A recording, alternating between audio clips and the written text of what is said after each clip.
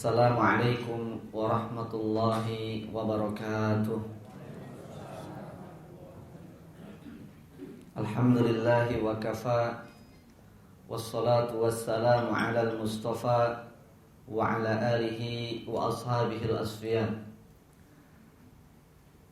Ya ayyuhalladzina amanu taqullaha haqqa tuqatihi wa la tamutunna illa wa antum muslimun.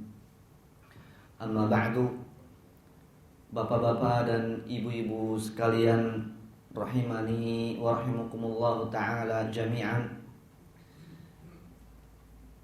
Kita perbaharui rasa syukur kita dengan lantunan puji dan puja kepada Allah Subhanahu wa ta'ala, Zat yang senantiasa melimpah curahkan kenikmatannya kepada kita setiap saat,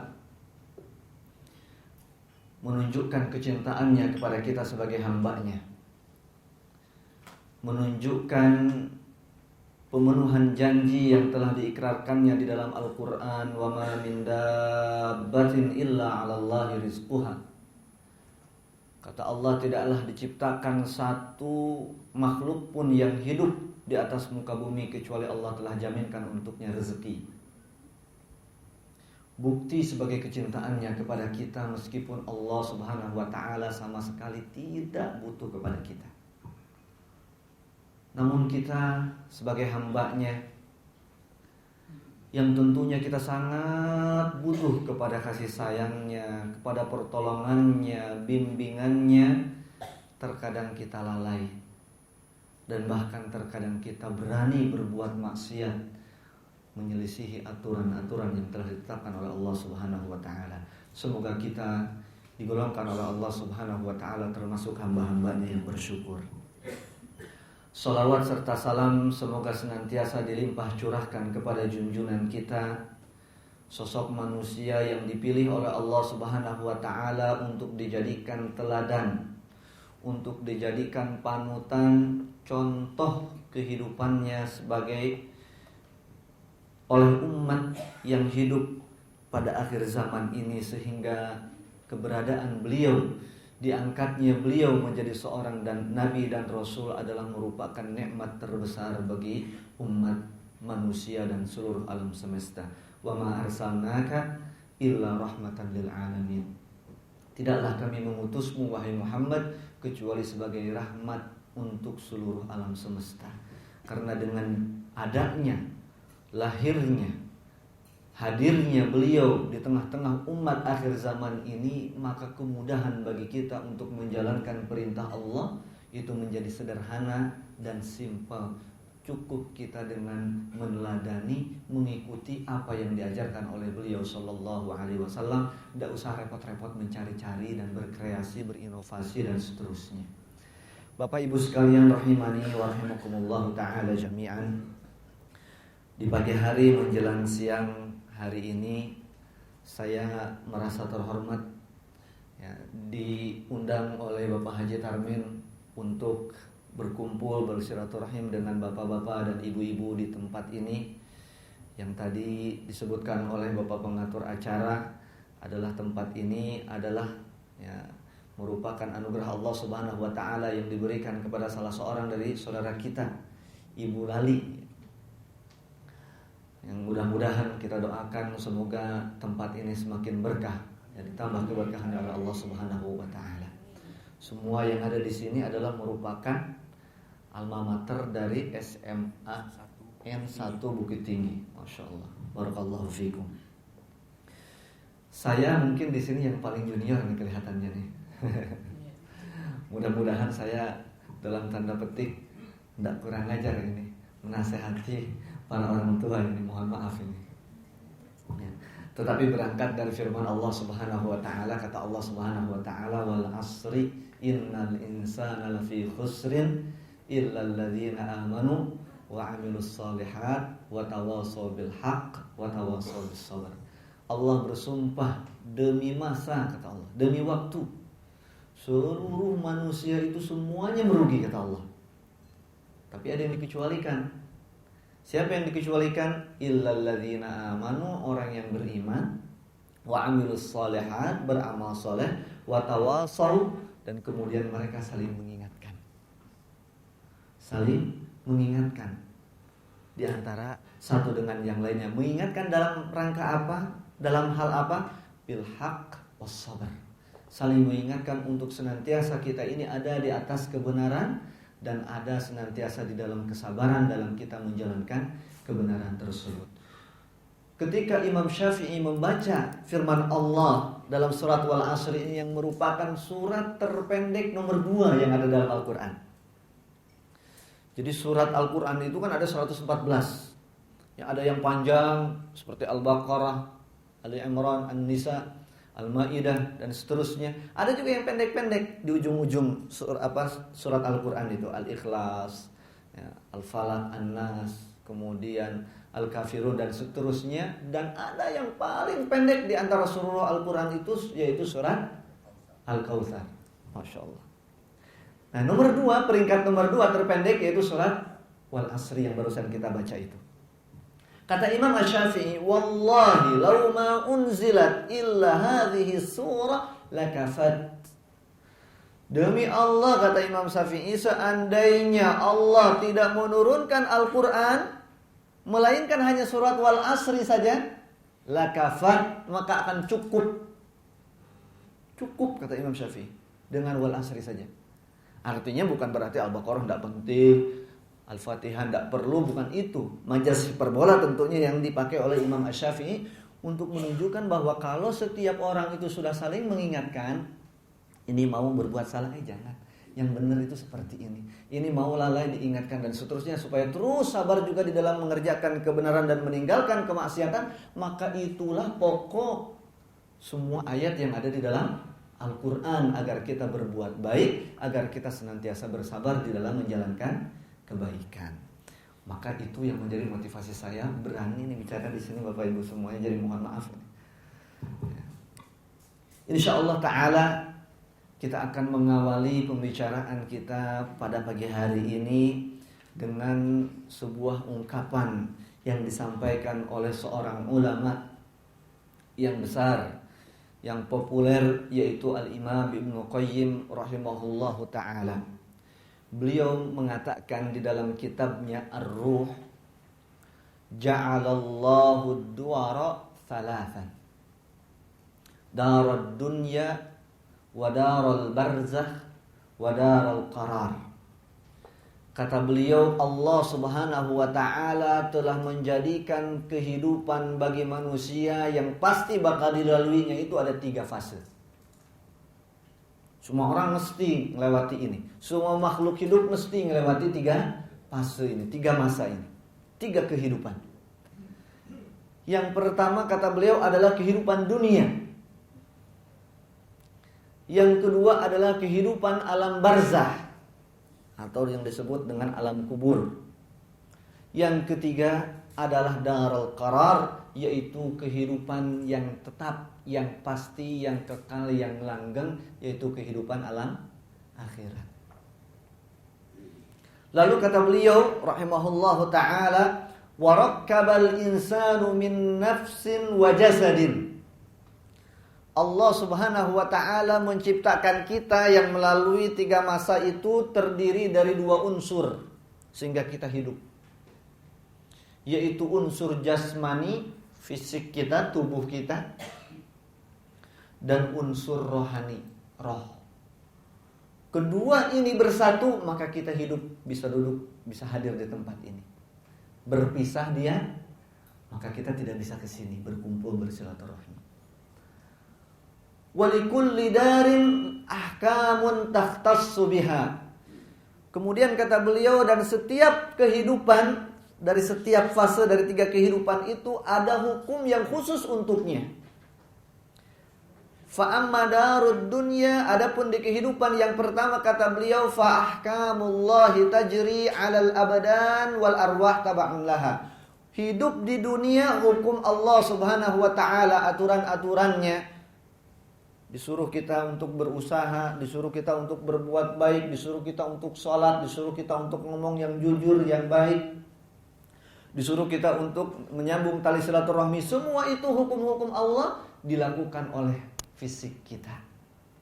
wal arwah taba'un laha. Roh yang ada dalam tubuh kita ini taba'un laha, yang mensupportnya, mesinnya. Wa amma darul barzah, adapun di kehidupan yang kedua, fa ahkamullahi tajri 'alal arwah wal abdan taba'un laha. Dalam kehidupan yang kedua adalah kebalikan dari yang pertama, di mana hukum Allah ada yang disebut dengan nikmat kubur, ada yang disebut dengan siksa kubur, kuburan dilapangkan, kuburan disempitkan, seorang dapatkan kenikmatan, seorang mendapatkan kesusahan. Itu utamanya diberlakukan oleh Allah kepada roh kita dan badan mengikuti.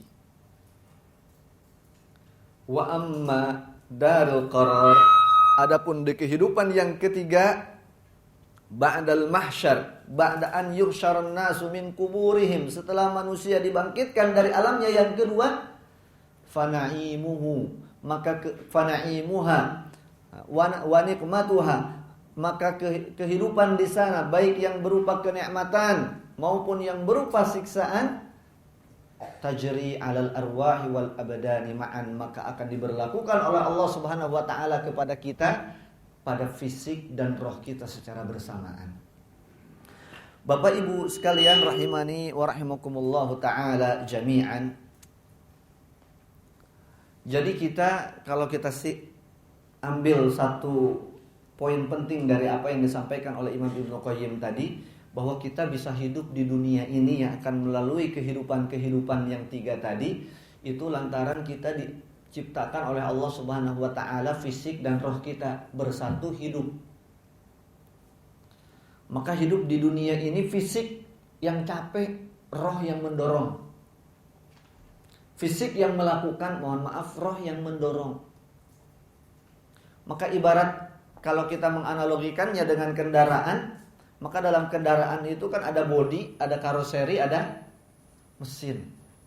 Ya, yang ditumpangi oleh kita itu karoserinya. Tapi karoseri ini tidak bisa berjalan, odong-odong ini tidak bisa berjalan kalau tidak ada mesin. Maka demikian pula dengan diri kita. Maka orang banyak yang di dalam kehidupannya memperhatikan kendaraan itu bodinya saja, tapi mesinnya kurang diurus, ada, sehingga mobilnya mogok, ada. Maka orang di dunia ini ada yang diurusinya itu fisik aja, bagaimana dia bangun tidur itu memikirkan nanti sarapan pagi pakai apa, makan siang kita di resto yang mana, pakai menu apa, dinernya apa lagi nanti malam. Nah, sementara yang mendorongnya belum terfikirkan secara proporsional. Padahal mobil saja kalau tidak diisi bensin, tidak ganti oli, tidak servis, mogok walaupun bodinya bagus. Bapak Ibu sekalian rahimani wa rahimakumullah taala jami'an. Ada tiga kehidupan yang kata Allah Subhanahu, kata Imam Ibnu Qayyim, telah diciptakan oleh Allah Subhanahu wa taala untuk kita. Darud dunia, yang pertama kehidupan dunia. Allah taala dan juga Rasulnya, para ulama seluruhnya mengatakan bahwa kehidupan dunia ini disifati dengan kehidupan yang sementahun. Sementara tapi kemudian sementahun. Kehidupan yang fana. Ya. Mengapa demikian? Kok dikatakan kehidupan dunia ini sementara? Kenapa? Padahal, mohon maaf, berapa Pak? Usia. Baru 62. Ya. Dikatakan oleh Allah sementara. Mungkin ada yang 50, ada yang mungkin lebih dari 62. Kok kenapa ini sementara? Ini 62 ini sudah masuk rata-rata ini Pak. Rata-rata kita di sini usianya hampir sama. Hampir sama, 62 karena satu angkatan Pak ya. Iya. Paling tua ya. Makanya duduk depan. Rasulullah sallallahu alaihi wasallam mubarak insyaallah. Rasulullah sallallahu alaihi wasallam mengatakan dalam hadisnya riwayat Tirmizi, Al-Hakim dan Ibnu Majah, kata Rasulullah sallallahu alaihi wasallam, a'maru ummati ma baina 60 ila 70 wa qalilun minhum man yajuzu dzalik.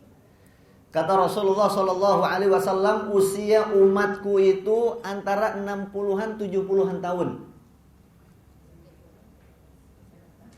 Ini kata Rasul nih, wa ma yantiqu anil hawa in huwa illa wahyu yuha.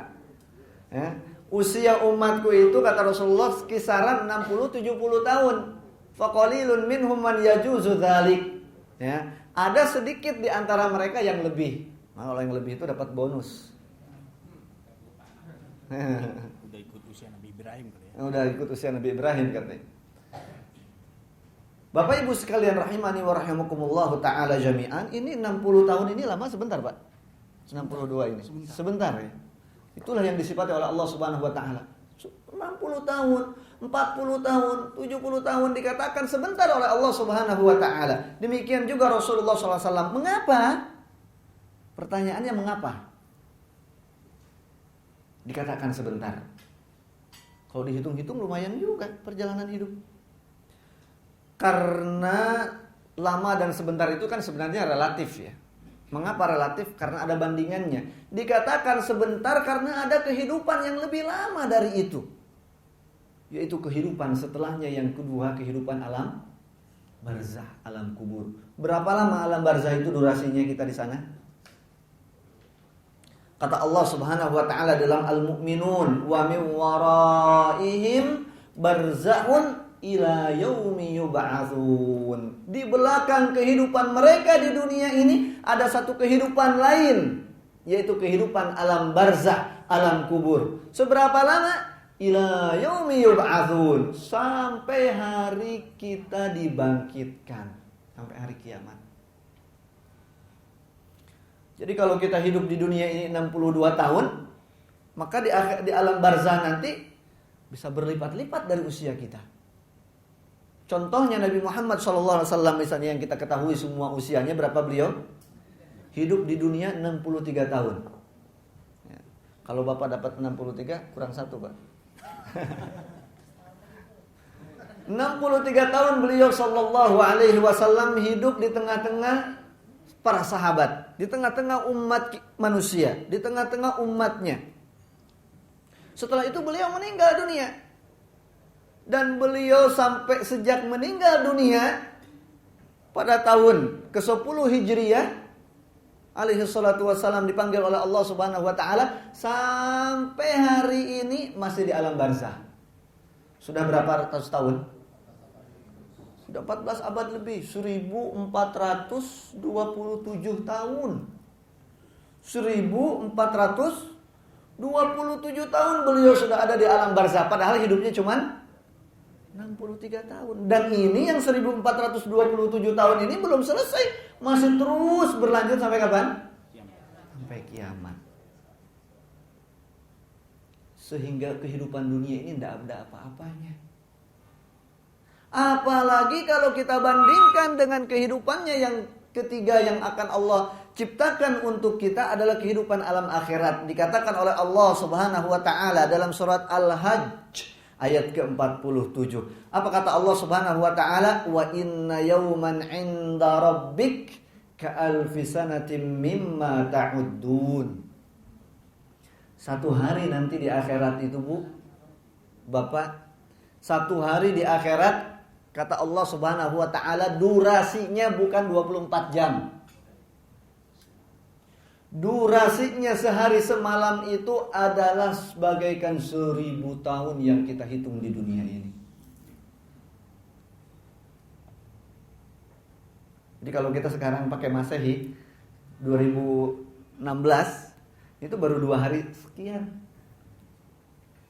Ya kan? Nah, seharinya kan 1000 tahun. Kalau pakai hitungan Hijriah baru sehari setengah kita. Seharinya 1000 tahun. Yang menarik Bapak dan Ibu sekalian rahimani wa rahimakumullah adalah kemudian kehidupan yang panjang-panjang itu, alam barzakh maupun alam akhirat itu, nasib kita itu susah atau senang, bahagia atau sengsara itu digantungkan kepada kehidupan kita yang pertama, yang cuman 60-an, 70-an tahun. Bapak Ibu rahimani wa rahimakumullah ta'ala jami'an. Oleh karenanya Rasulullah sallallahu alaihi wasallam berwasiat kepada kita semua, diwakili oleh seorang sahabat yang bernama Abdullah ibn Umar radhiyallahu ta'ala anhuma. Rasulullah Shallallahu Alaihi Wasallam menasehati beliau dan kita semua sebagai umatnya. Kun fid dunya ka'annaka gharibun aw 'abiri sabil. Hiduplah engkau di dunia seolah-olah engkau berada di kampung orang, seolah-olah engkau berada di negeri asing. Kita kalau pergi ke luar negeri, meskipun di sana mungkin lebih enak dari sini, tapi tidak betah. Kita pengennya cepat-cepat balik. Kun fid dunya ka'annaka gharib, bagaikan orang asing yang datang ke negeri orang hanya untuk urusan sesuatu, setelah itu bakal balik lagi ke negeri asalnya. Au abiri sabilin, atau seperti orang yang sedang melintas di sebuah perjalanan. Ya. Maka setiap hari kita mungkin ke kantor, pulang, pergi, atau ke tempat-tempat lain, tidak ada kita yang betah tinggal di jalan. Bahkan kalau macet kita dongkolnya kurang, bukan main. Saking pengen cepatnya sampai kepada tujuan. Maka hiduplah seperti itu, kata Rasulullah SAW di dunia ini. Sehingga Ibnu Umar setelah mendengarkan sabda Rasulullah SAW tadi yang menjadi wasiat kepadanya dan kepada kita semua, maka beliau mengatakan, fa idza asbahta fala tantaziril masa wa idza amsayta fala tantaziris sabah wa khudh min sihhatika limaradika wa min umrika limautika wa min hayatika limautika. Rawahul Bukhari. Hadis ini sahih riwayat Imam Al-Bukhari. Kemudian Ibnu Umar mengatakan, maka apabila engkau berada di pagi hari, maka jangan nunggu sore untuk berbuat baik. Ntar aja deh sore deh. Aduh, mau sedekah, ntar aja deh sore deh, nanggung. Maka kalau engkau ada kesempatan untuk berbuat baik di sore hari, maka jangan nunggu esok, kata Ibnu Umar. Mumpung sehat, lakukan kebaikan sebelum kau sakit. Mumpung masih hidup, lakukan kebaikan sebelum kau mati. Ini kata siapa? Ibnu Umar radhiyallahu taala anhu. Mengapa? Karena kullu nafsin dha'iqatul maut. Kata Allah Subhanahu wa taala dalam surat Ali Imran 185, setiap jiwa yang hidup itu pasti akan meninggal dunia. Kita semua ini pasti bakal mati. Suatu keniscayaan. Anna al-mautu babun wa kullun nasi dakhiluh.